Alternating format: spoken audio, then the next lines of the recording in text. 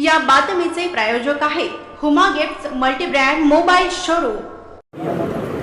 इस देश में एक पार्टी है जो 24 घंटे चुनाव की सोचती है।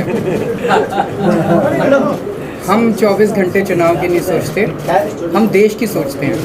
हमारे सामने देश है, हमारे सामने इस देश के बेरोज़गार युवा हैं, हमारे सामने किसान हैं, हमारे सामने वो गृहिणी है जिसका पति हर महीने पैसे ला के देता है और उसका खर्चा नहीं चल रहा। 20 तारीख के बाद उसको पता नहीं अगले 10 दिन कैसे बीतेंगे।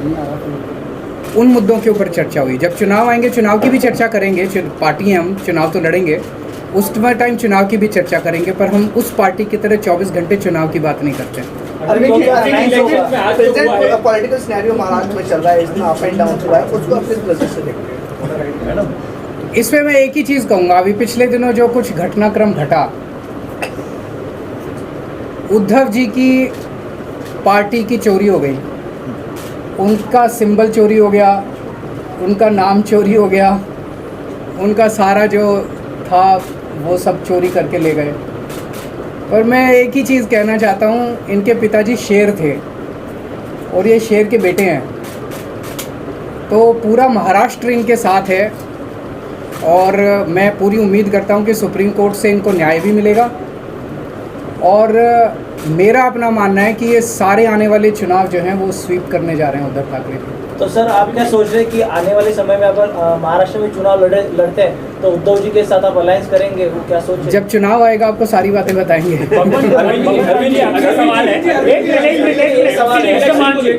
बहुत वॉयलेंस देखने को मिला है फिर से और कई लोग घायल भी हो गए, इस तरीके की खबर है स्टैंडिंग कमेटी इलेक्शन में, क्या करें? मैं क्या बताऊँ, ये तो आप उनसे पूछिए। गुंडागर्दी के सिवा उनको कुछ काम नहीं आता। अगर वो इतना देश की जिम्मेदारी उन लोगों को दी हुई है, अगर वो देश के बारे में सोचें तो देश बहुत तरक्की कर सकता है। चारों तरफ गुंडागर्दी, चारों तरफ ये, इससे देश आगे नहीं बढ़ता। हम आपस में क्यों लड़ते हैं? हम आपस में इतनी गुंडागर्दी क्यों कर रहे हैं ये लोग? भाई जब दिल्ली की जनता ने 134 सीट हमको दी, 104 सीट उनको दी, तो मेयर तो हमारा ही बनना चाहिए। 2.5 महीने से मेयर ही नहीं बनाया, डिप्टी मेयर तो हमारा बनना चाहिए, स्टैंडिंग कमेटी तो हमारी होनी चाहिए, बना ही नहीं रहे, रोज लड़ते हैं। बताओ, मेयर का चुनाव कराने के लिए अगर हमें सुप्रीम कोर्ट जाना पड़ेगा तो ये तो दुख की बात है। अरविंद जी, एक सवाल ये था कि विपक्ष के नेता लगातार आरोप कर रहे हैं कि सेंट्रल एजेंसियों का इस्तेमाल किया जा रहा है। दिल्ली का सिनेरियो, महाराष्ट्र का सिनेरियो, इस विषय पे आपकी उद्धव जी से कुछ गंभीरता से डिस्कशन हुआ है? देखिए, कायर लोग इस्तेमाल करते हैं, ईडी और सीबीआई और ये सारी एजेंसीज का। अरविंद जी, एक सवाल ये था कि विपक्ष के नेता लगातार आरोप कर रहे हैं कि सेंट्रल एजेंसियों का इस्तेमाल किया जा रहा है। दिल्ली का सिनेरियो, महाराष्ट्र का सिनेरियो, इस विषय पे आपकी उद्धव जी से कुछ गंभीरता से डिस्कशन हुआ है? देखिए, कायर लोग इस्तेमाल करते हैं, ईडी और सीबीआई और ये सारी एजेंसीज का इस्तेमाल कौन करता है? कायर लोग करते हैं। करने दीजिए उनको, उन्हें हमसे डर लगता है तभी तो करते हैं। आपके घर ईडी नहीं आई, आपके घर सीबीआई नहीं आई, इनके घर आती है, मेरे घर आती है। परसों ये कह रहे हैं मनीष सिसोदिया को गिरफ्तार कर लें, हमें कोई फ़र्क नहीं पड़ता। जनता देख रही है। अंत पंत में सच्चाई की जीत होती है, झूठ झूठ होता है, सच्चाई की जीत होती है। भगवत मान जी, आपसे सवाल है, जिस प्रकार से पंजाब में हिंसा हुई है, नाला पुलिस स्टेशन को जो है वो हाईजैक कर लिया गया, उसके बाद वहाँ पर पुलिस वालों को भी पीटा गया, एक एफआईआर ने रजिस्टर हुई है, क्या कुछ कहेंगे उस पर? देखिए, आप लोगों के पास यहाँ गलत सूचनाएं हैं। लॉ एंड ऑर्डर पंजाब में कंट्रोल में है, पंजाब पुलिस सक्षम है और पंजाब का जो सोशल बॉन्डिंग है उस पर गोलियाँ भी चली 10 साल, बम भी फूटे, लेकिन पंजाब का जो भाईचारा है आपस में, वो लोग मिल के रहना पसंद करते हैं। अमन शांति वाला हमारा स्टेट है और बहुत बड़ी बड़ी इंडस्ट्रीज़ अब वहाँ पे इन्वेस्ट करने लगी हैं, क्योंकि पहले किसी खास फैमिली के साथ एमओयू होता था, अब पंजाब के 3 करोड़ लोगों के साथ जो है वो एमओयू हो रहा है। पंजाब को नंबर 1 स्टेट हम बनाने में अपनी तरफ से हमारी गारंटी थी। जब अरविंद जी और हम सारी टीम चुनाव प्रचार कर रहे थे तब हम गारंटियाँ दे रहे थे, बिजली मुफ्त की गारंटी, कच्चे मुलाजिम को पक्के करने की गारंटी, रोजगार की गारंटी। तो मैं तो मतलब यही कहूँगा कि लंबे सफ़र को मीलों में मत बांटिए, कौम को कबीलों में मत बांटिए। एक बहता दरिया है मेरा भारत देश, इसको नदियों और झीलों में मत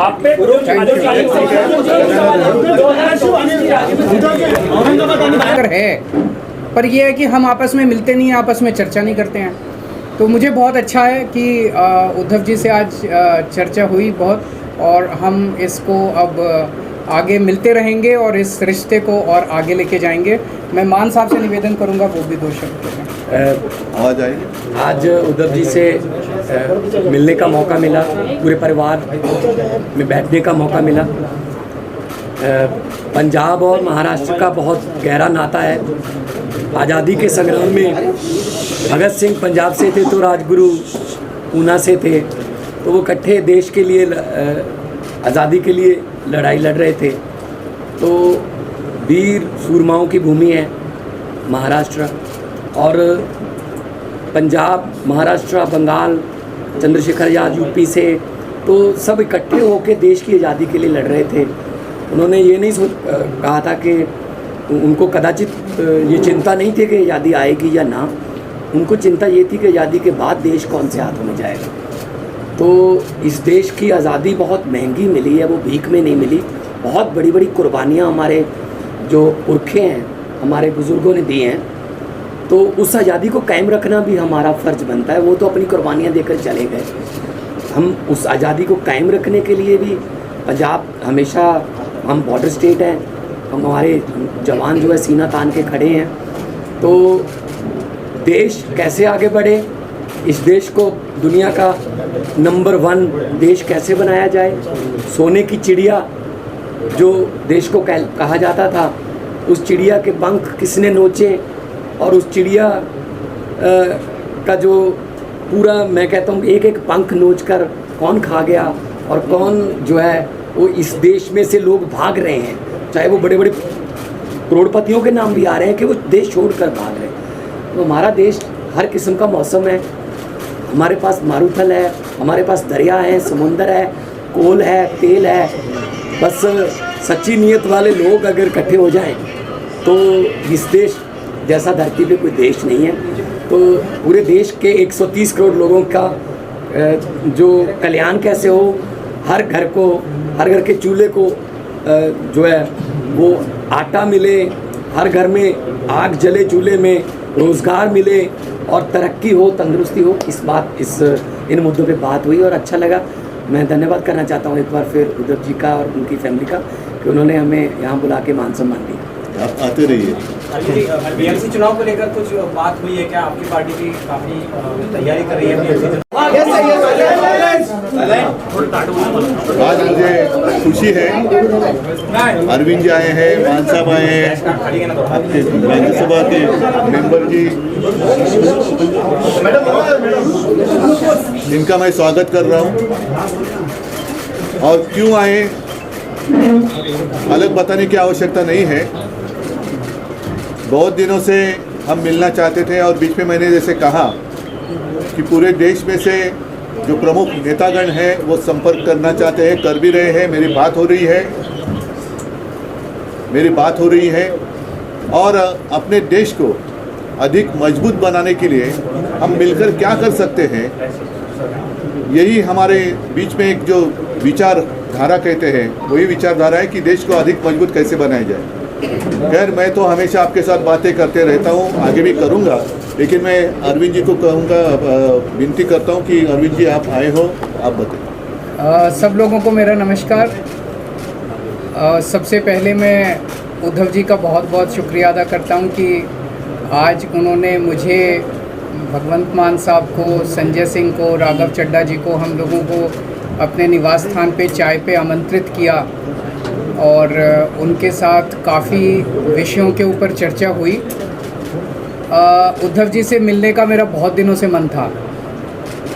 खासकर कोरोना के दिनों में मुझे याद है कि जब कोरोना पीक पे था, उस वक्त हम सब लोग एक दूसरे से सीख रहे थे और जिस तरह से उद्धव जी ने और उनकी सरकार ने बॉम्बे में और पूरे महाराष्ट्र में कोरोना को कंट्रोल किया, वो बहुत काबिले तारीफ़ था।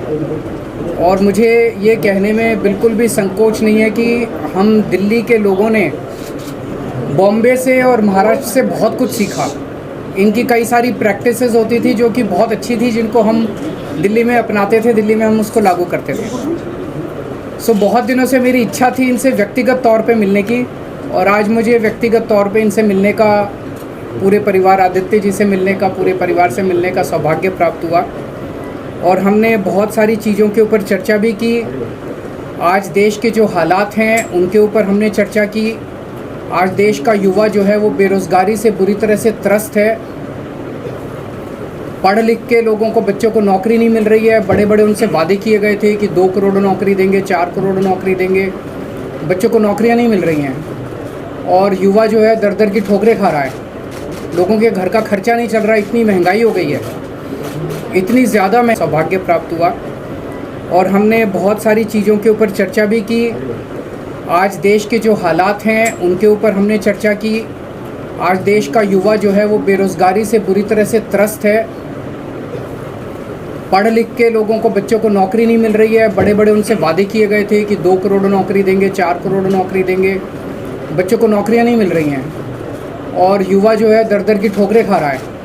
लोगों के घर का खर्चा नहीं चल रहा, इतनी महंगाई हो गई है, इतनी ज़्यादा महंगाई हो गई है कि लोगों को अपना आमदनी बढ़ नहीं रही है और लोगों का खर्चे बढ़ते जा रहे हैं, चीज़ें महंगी होती जा रही हैं। जिस तरह से मौजूदा केंद्र सरकार कुछ चंद पूंजीपतियों को फ़ायदा पहुंचाने के लिए एक तरह से पूरे देश को गिरवी रख रही हैं, सारे देश के संस्थानों को बेचती जा रही हैं। अब एक बहुत बड़ा आज सुनने में आया है कि LIC जो है वो LIC भी अब धीरे धीरे घाटे में जाने लगेगा। करोड़ों करोड़ों लोग, जिन लोगों ने अपनी पूरी जमा पूंजी LIC के अंदर जमा कराई थी, उन लोगों का क्या होगा। इन कई सारे विषयों के ऊपर चर्चा हुई, देश के गंभीर हालात के ऊपर चर्चा हुई। हमारा देश तभी आगे बढ़ेगा जब हम एक दूसरे से सीखेंगे। हमें एक दूसरे से लड़ना नहीं है, हमें एक दूसरे से सीखना है। इस देश की जितनी भी समस्याएं हैं, उन सारी समस्याओं का समाधान कहीं ना कहीं देश के अंदर है, पर यह है कि हम आपस में मिलते नहीं हैं, आपस में चर्चा नहीं करते हैं। तो मुझे बहुत अच्छा है कि उद्धव जी से आज चर्चा हुई बहुत, और हम इसको अब आगे मिलते रहेंगे और इस रिश्ते को और आगे लेके जाएंगे। मैं मान साहब से निवेदन करूंगा, वो भी 2 शब्द कहें। आवाज आएगी। आज उद्धव जी से मिलने का मौका मिला, पूरे परिवार में बैठने का मौका मिला। पंजाब और महाराष्ट्र का बहुत गहरा नाता है। आज़ादी के संग्राम में भगत सिंह पंजाब से थे तो राजगुरु ऊना से थे, तो वो इकट्ठे देश के लिए, आज़ादी के लिए लड़ाई लड़ रहे थे। तो वीर सूरमाओं की भूमि है महाराष्ट्र, और पंजाब, महाराष्ट्र, बंगाल, चंद्रशेखर आज़ाद यूपी से, तो सब इकट्ठे होकर देश की आज़ादी के लिए लड़ रहे थे। उन्होंने ये नहीं कहा था कि उनको कदाचित ये चिंता नहीं थी कि आज़ादी आएगी या ना, उनको चिंता ये थी कि आज़ादी के बाद देश कौन से हाथों में जाएगा। तो इस देश की आज़ादी बहुत महंगी मिली है, वो भीख में नहीं मिली। बहुत बड़ी बड़ी कुर्बानियाँ हमारे जो पुरखे हैं, हमारे बुज़ुर्गों ने दी हैं, तो उस आज़ादी को कायम रखना भी हमारा फ़र्ज़ बनता है। वो तो अपनी कुर्बानियाँ देकर चले गए।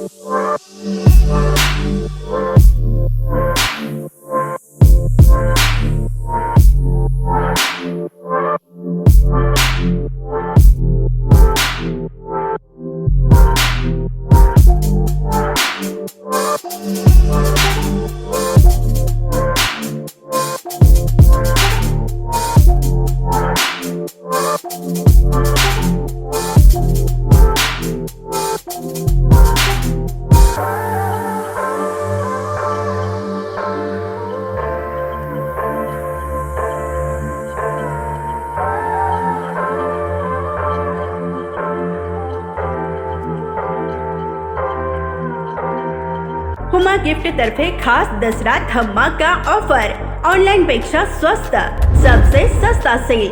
Huma gift multi brand mobile showroom मध्ये दसरा निमित्ताने यंदा विविध प्रकारचे भरपूर ऑफर्स ठेवण्यात आले आहेत। Lucky draw, free discount offer सह कॅशबॅक ऑफर ही, तसेच सर्व कंपनीच्या फायनान्सची ही सोय उपलब्ध। त्याचबरोबर हुमा गिफ्ट मध्ये सर्व नामांकित ब्रँडचे LED TV, fridge, washing machine, oven, mixer grinder हे मिळतील.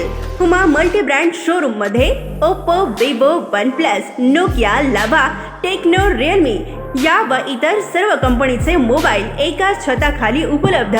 या आणि पहा लाईव्ह डेमो. सर्व सोलापूरकरांनी हुमा गिफ्ट या ठिकाणी भेट देऊन सबसे सस्ता सेलचा लाभ अवश्य घ्यावा. अभी नहीं तो कभी नहीं अशी ऑफर फक्त हुमा गिफ्ट्स मध्येच. तसेच हुमा गिफ्ट्स या शोरूम मध्ये सर्व कंपनीचे एक्सेसरीज मिळतील.